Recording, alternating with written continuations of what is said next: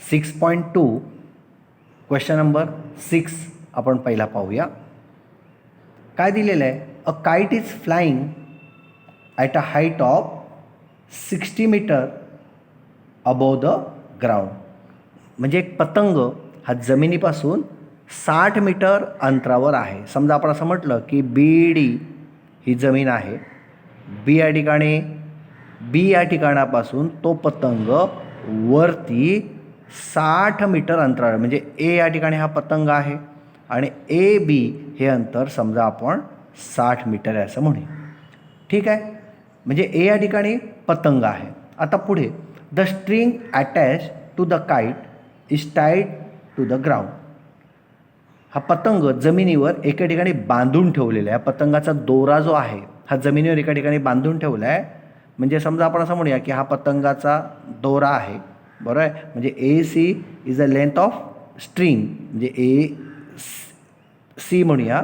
ए C हा पतंगाचा दोरा आहे. ठीक आहे. सी या ठिकाणी तो जमिनीवर बांधून ठेवलेला आहे. ठीक आहे.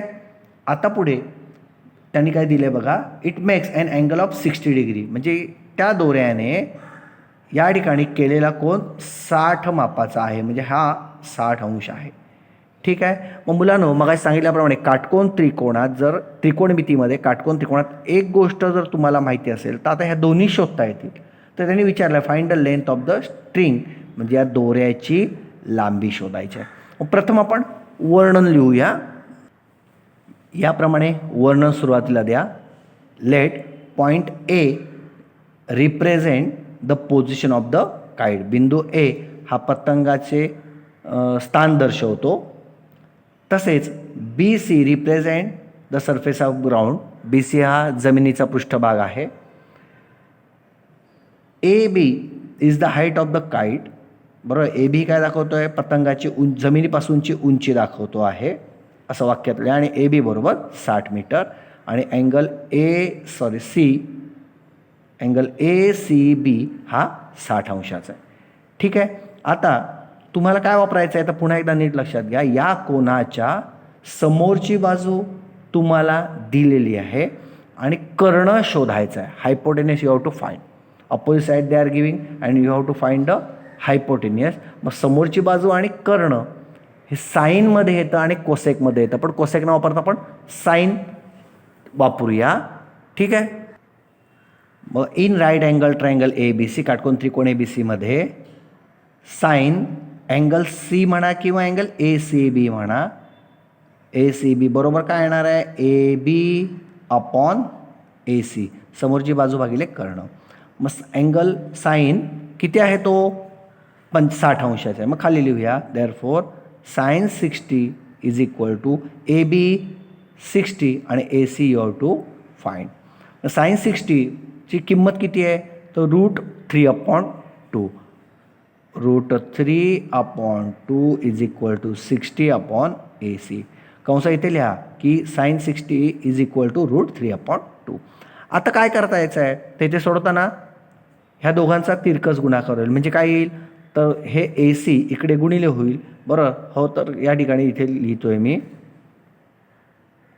ए C into √3 is equal to 2 गुणिले 60. 60 × 120 म्हणून ए सी गुणिले वर्गमुळात 3 बरोबर 120.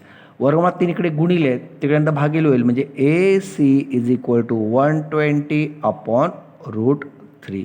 तर मुलांना गेल्या वर्षी आपल्याला माहिती आहे की आपण छेदाचे परिमेयकन असा भाग शिकलेलो आहे. म्हणजे काय करूया? खाली असे वर्गमुळात 3ची किंमत भरायची नाही. √3ची किंमत दिलेली 1.73, पण ती खाली नाही भरायची आहे. तर कसं करणार? तर याला वर्गमुळात 3ने गुणूया आणि खाली वर्गमुळात 3ने गुणूया. म्हणजे कसं असेल? 120/√3 इंटू √3/√3. मग वर्गमुळात 3 गुणिले वर्गमुळात 3 म्हणजे 3. म्हणजे कसं असणार आहे? वरती सरळ गुणाकार म्हणजे 120 वर्गमुळात 3 छेद 3. मग 3ने 120ला भागलं तर 40 येणार आहे. बरोबर आहे. म्हणजे तुमचं फायनल उत्तर 40 इंटू √3 म्हणजे 40 गुणिले 1.73.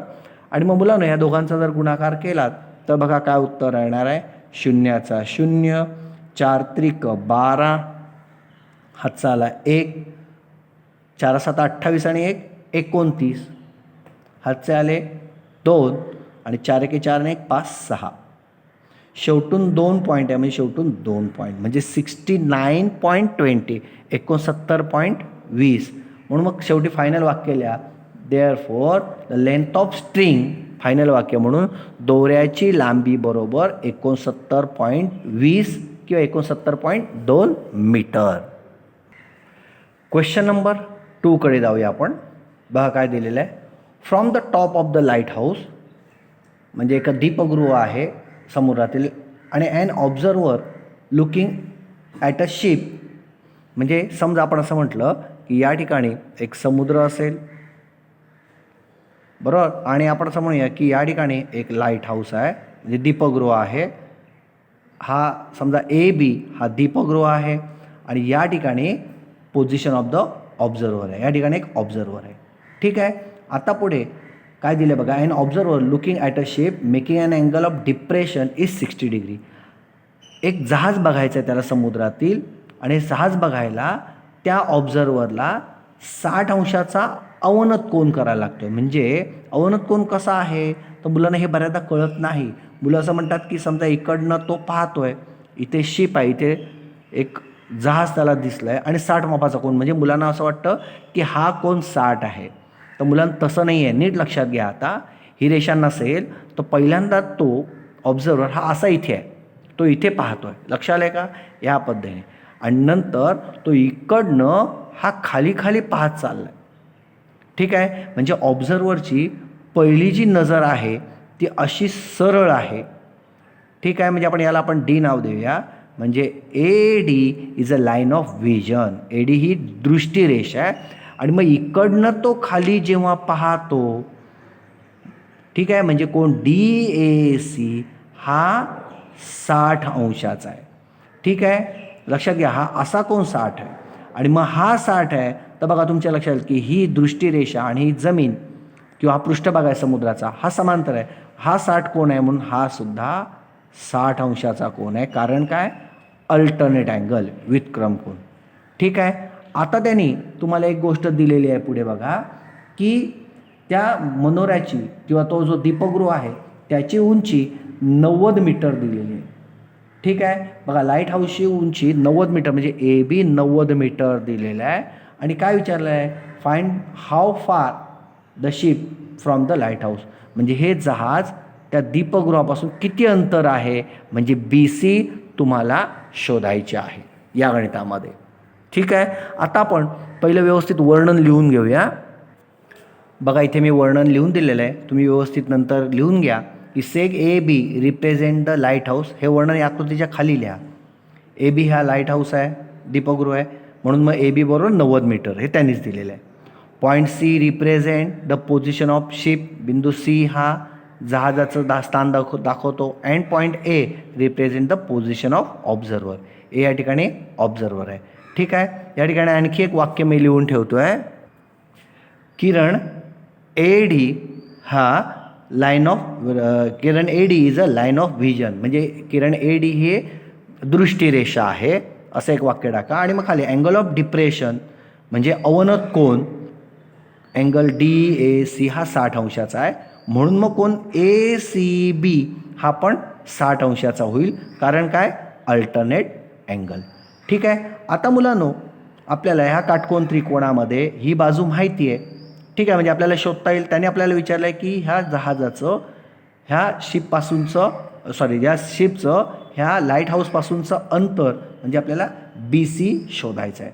ठीक आहे, मग ह्या कोणाच्या समोरची बाजू तुम्हाला दिलेली आहे आणि लगतची शोधायची, म्हणजे अपोजिट साईड अँड ॲडजसंट साईड, ह्या दोघांबद्दलच आपल्याला चर्चा करायची आहे. मग ह्या दोघांबद्दल चर्चा, अपोजिट आणि ॲडजसंट हे कशात येतं, तर कॉट आणि टॅन. पण आपल्यासाठी टॅन सोपं आहे म्हणून आपण टॅन वापरूया. म्हणून मग टॅन 60 इथे लिहितोय मी, देअरफॉर टॅन 60 म्हणा किंवा अँगलचं नाव द्या. आता मी डायरेक्ट लिहितोय टॅन 60, खरं तर तुम्ही टॅन अँगल ACB म्हणू शकता. मग tan 60 is equal to what, AB upon BC. What the value of tan 60? √3. Table नीट पहा, टेबल नीट पाठ करा.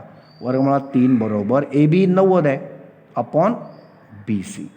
आता काय करूया, हा BC इकडे भागिले, तिकडे नंतर गुणिले होईल आणि हे वर्गमुळात 3 इकडे गुणिले ते भागिले होतील. म्हणजे BC is equal to 90 upon √3. ठीक आहे. आणि मग काय करता येईल, तर मगाच्यासारखंच की वर्गमुळात 3ची किंमत इथे भागणार नाही, तर छेदाचे परिमेय रॅशनलायझिंग द डिनॉमिनेटर म्हणजे काय येणार, 90 अपॉन √3, याला मल्टिप्लाय बाय √3 आणि अपॉन पण √3. ठीक आहे. मग ह्या दोघांचा गुणाकार केला तर वरती काय येईल, 90 √3 अपॉन 3. मग 3ने 90ला भागलं 30 आलं, म्हणजे BC इज इक्वल टू 30√3. आता मुलांनो इथे किंमत भरूया आपण. BC is equal to 30 into √3ची किंमत 1.73. आणि मग आता आपण यांचा गुणाकार केला तर बघा, 0चा 0, 3 त्रिक 9, 3 7 21, हाचेल 2, 3 1 3 आणि 4 5, शेवटून 2 पॉईंट म्हणजे 51.90 मीटर. आणि मग देअरफॉर असं फायनल वाक्य लिहा, the distance of ship from the light house, त्या जहाजाचे दीपगृहापासूनचे अंतर बरोबर 51.90 किंवा 9 मीटर.